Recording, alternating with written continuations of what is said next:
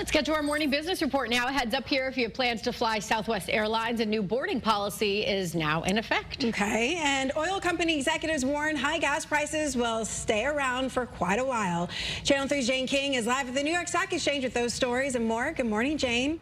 Hi, Tracy and Caitlin. Good morning. Yes, big oil companies say these high fuel prices likely to stay around even if oil prices drop in the coming months, as the wars in Russia and the Middle East are leaving refining capacity short. So ExxonMobil and Chevron in their earnings report said so many refineries have been knocked offline, and that is one thing causing fuel prices to remain stubbornly high.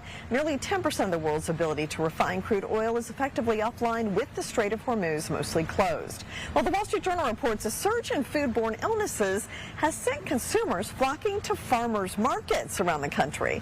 Fresh Farm, which operates about 25 farmers markets in the Washington, D.C. area, has had a 30% increase in foot traffic since early July.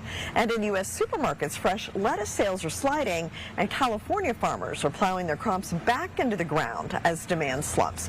Well, Southwest is attempting to avoid delays by asking customers to arrive at their gate 5 minutes earlier than what they used to ask. This new procedure comes as an increasing number of passengers are bringing carry-on luggage onto planes after Southwest began charging for checked bags last year. Domestic flights will now begin the boarding process 5 minutes earlier on a majority of flights.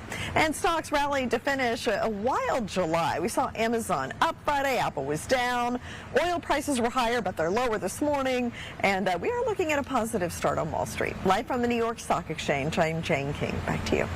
All right, Jane, thanks. This morning.